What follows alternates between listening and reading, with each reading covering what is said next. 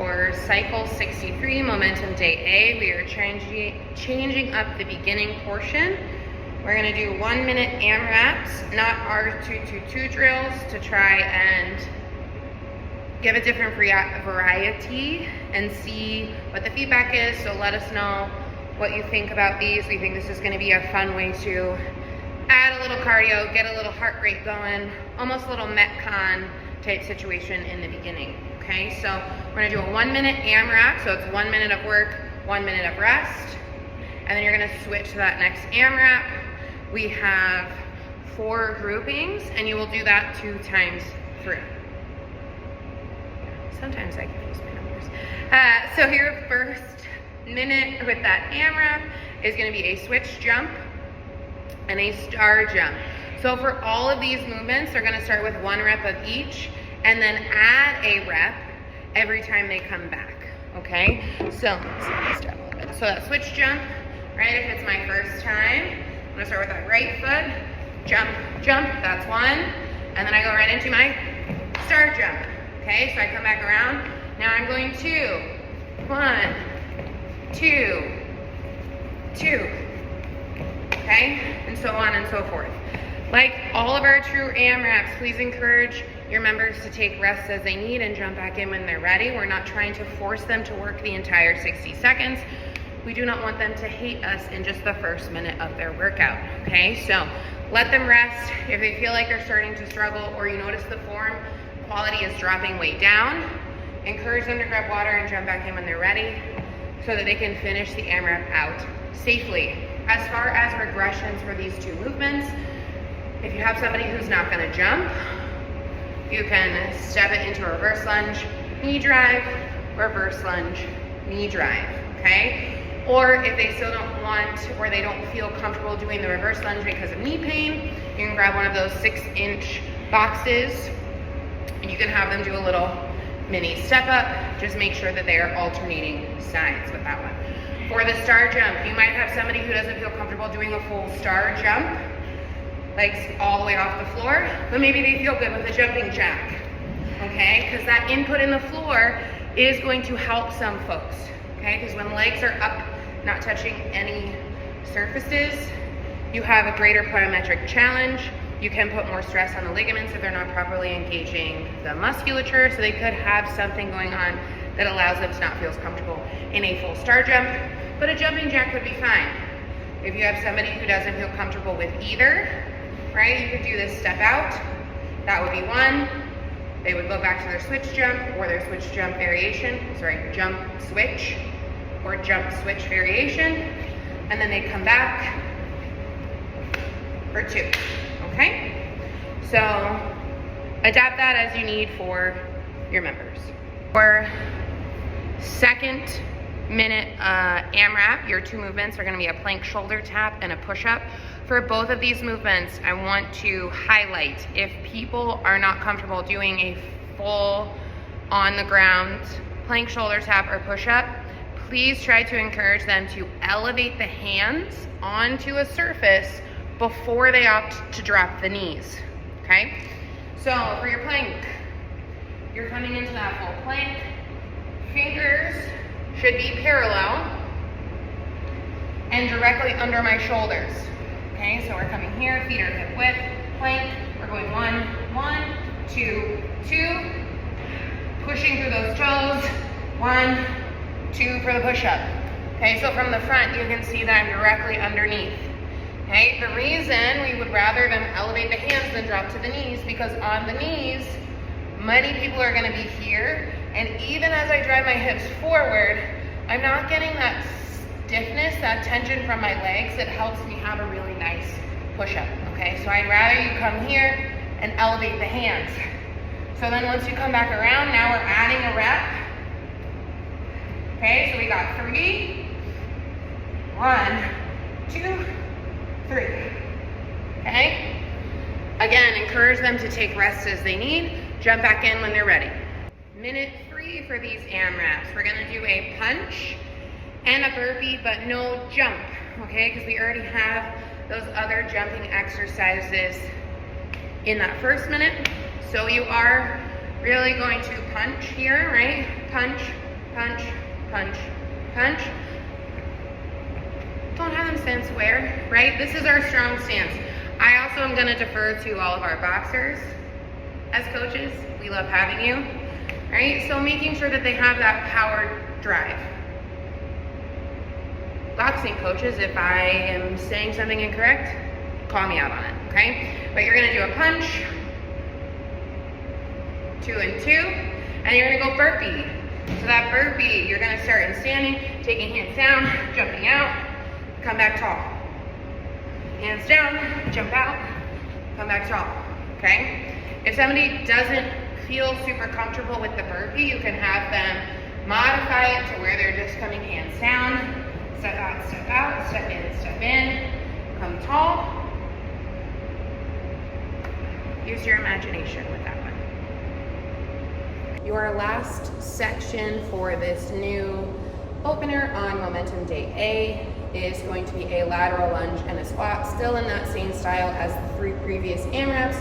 We're starting with 1 rep and then adding an additional rep each time you come back around, living here for 60 seconds before we jump back to the top and go through all of these one more time, okay? So this final one is gonna be a lateral lunge. So remember with that lateral lunge, to have it a true lunge, you are stepping out into that movement, stepping out into that movement, and then we're finding that squat, okay? And then they would go for 2. This is probably the only one of these 4 AMRAP styles where I might offer a lightweight, especially if I see a member who's maybe not putting enough tension into it. A small weight is gonna help them really drive that hip back and engage their core so they have that nice stable spine, okay? So again, each of these is gonna start with 1 rep, and you're adding a rep each time you come back around to it. For speed and agility, we are going to do a tuck jump and a ladder salsa. Okay, so for that tuck jump, the goal is to get those knees nice and high. Again, be kind to me when you're watching this. I am not a jumper, right? So we're here, coming into that tuck jump. Still trying to encourage them to land softly, trying to get those knees as high as they can, okay? If we have people who are not going to jump, you can have them do a squat triple extension. You could have them do a standard squat jump. Maybe that feels a little better because they can control how high off the ground they're coming, which means less of an impact. So maybe you have somebody who is more comfortable here. Maybe you have somebody who needs a squat triple extension, okay? So just be mindful of those regressions. Your ladder salsa. We did this a few cycles ago over a hurdle, but for this one, obviously you'd have them start down at the end of the ladder. So what you're gonna do here is you're stepping in, out, and then they move up the square. So we're getting that hip rotation, and then they would do the other side of the legs. Doesn't have to be ladder, because if I go around this way, it's the same leg, right? So we're gonna turn around here, now I'm stepping in, and rotating with that other leg. Okay, you guys understand the picture. You know how even sides works here. So that is your speed and agility section, ladder salsa, tuck jumps. Our power block, we are trying out something a little bit different. We are going with a skier swing. So this is gonna be done with dumbbells, not with a kettlebell. I will have you explain to your members that they should be grabbing lighter weights here compared to their 2-hand kettlebell swing, and even lighter still than your single arm kettlebell swing. That reason is when you are doing a kettlebell swing, your legs stop you from going too far back into extension with that shoulder, right? So I can only go so far, okay? With the skier swing, because each dumbbell is gonna be outside of the body, if I am not careful with my engagement and controlling tension, there is the possibility that those arms come way back here, okay? So lighter weights. If you have somebody in your class that you know has had issues with their shoulder or currently is having issues with their shoulder, especially if they have pain in the anterior or front part of their shoulder, do not have them do this exercise. Give them a standard kettlebell swing or give them something different with dumbbells. This is not going to be the right exercise for them because it creates too much potential for re-injury and aggravation on the front of the shoulder if they are not really good about the tension, and if they already have a pre-existing issue, that is likely where the lack of tension is going to go. Okay, so for this skier swing, you're going to grab some lighter dumbbells. The movement pattern is going to be somewhat similar to your standard kettlebell swing because you're going to find that hinge. So you're going to have swing back, come tall, coming here. So notice how my arms are staying parallel with my trunk as I hit what would be that backswing. Okay? These are light. So what I do not want to see is this. Okay? It's going to throw their body too far forward, and it's going to overstretch and overstress the anterior shoulder. So please be mindful of that. Okay? Second exercise, another new spin on a medicine ball exercise. We're gonna go supine. So we're here. You can go, knees bent is probably gonna be your easiest variation because it can drive through the heels, right?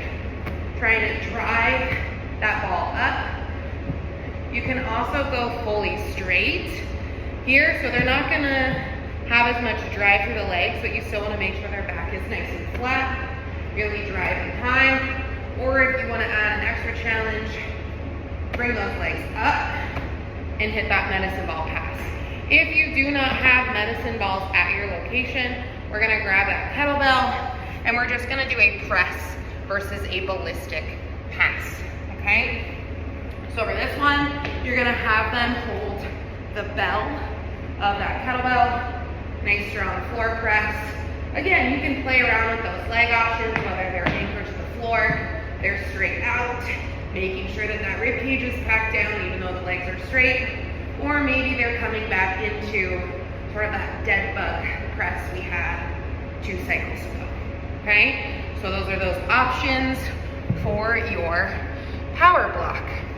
For our strength block, we will have a tricep dip, which you can use the bench for, or you can use any of the plyo boxes. So for your tricep dip, you're gonna have them sit, pack those shoulders, okay? Once those shoulders are nice and packed, they can move their butt forward so that they can then drop themselves down. Exhale as they drive tall, okay? So this is gonna be that tricep dip, trying to keep those shoulders packed as they drive down. If you have advanced members with this, you can help them or their partner can assist them in putting a plate on their legs or even a medicine ball to help weight that tricep dip a little bit more.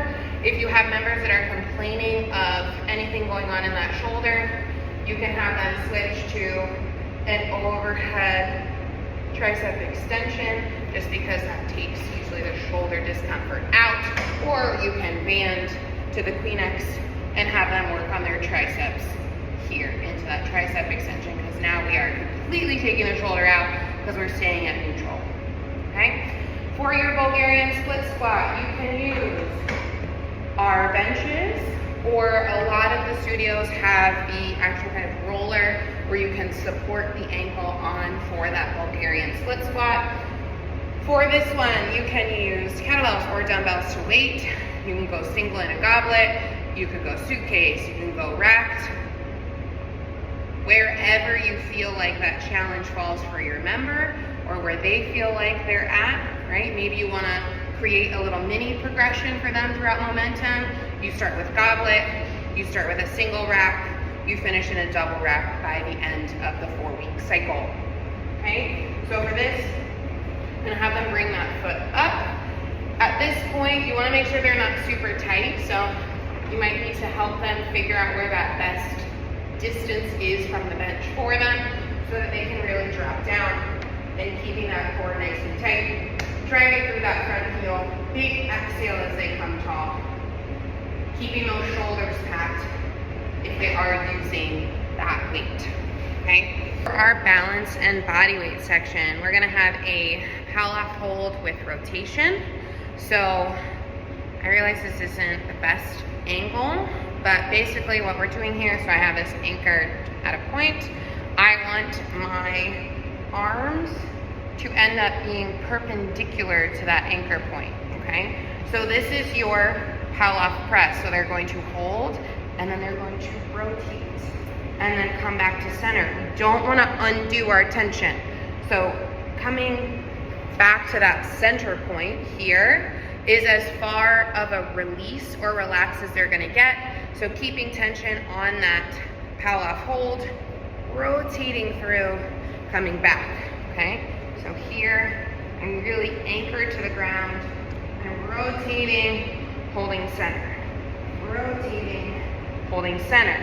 I then would rotate, reset my Pallof hold, rotate opposite direction, coming center. Rotating opposite direction, coming center. Okay, they're really gonna feel this in their obliques.